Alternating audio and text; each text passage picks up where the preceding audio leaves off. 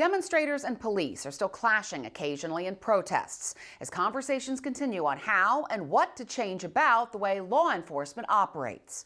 And there's also renewed focus on symbols that have been around for a long time, those that are visible and others less obvious. Statehouse correspondent Jo Ingles reports on changes when it comes to statues and statutes.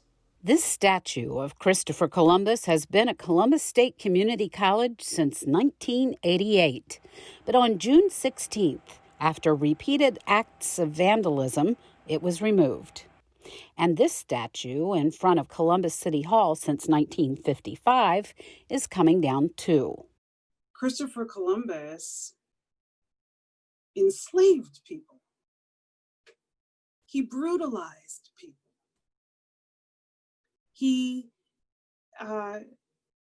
inspired those systems of slavery and brutality towards brown and Black people. Representative Janine Boyd is one of the state lawmakers on the Capitol Square Review and Advisory Board, which manages the Ohio Statehouse. A third statue of Columbus stands atop a monument put up in 1992 on the Statehouse grounds.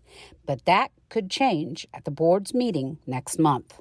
There is a process for adding memorials, but there really isn't a process for removing. So the chair has asked us to draft a policy, which we're in the process of doing right now, and we'll present that at the board meeting.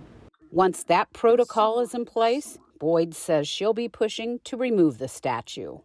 What it says when you do say this symbol, what it means is ugly and shameful and wrong.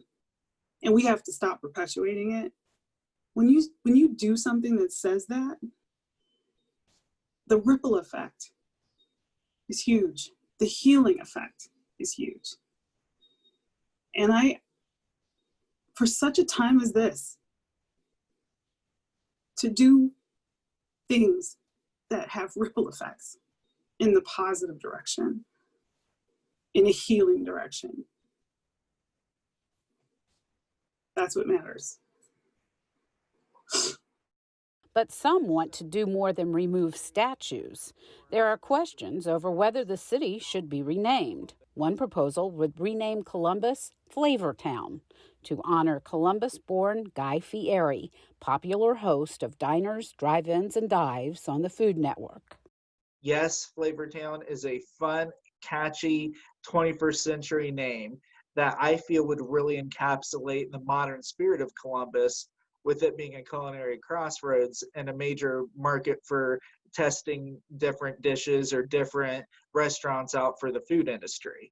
Tyler Woodbridge expects to have more than 70,000 signatures on the online petition to make that change when he presents it to Columbus City Council next week. While the name change may seem unlikely and even silly to some, there are some serious concerns about some state laws. All would be reviewed through a racial equity lens if lawmakers pass a resolution to declare racism as a public health crisis.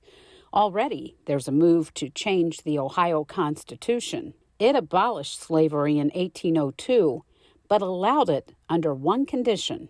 It serves no real purpose whatsoever, other than for somebody to come along one day and say, oh, we're going to use this law, and we're going to use these African Americans that are in prison, and we're going to have them build our road for free, or use them for some other purpose that they used the slaves for in our past. And that makes no sense. Ohio lawmakers would have to approve putting the elimination of that language on the ballot. Then voters would have to agree to strike it from the Constitution. Backers of plans to remove statues and review statutes say doing that could promote goodwill as civil unrest and frustration continues throughout Ohio. Jo Ingles, Statehouse News Bureau.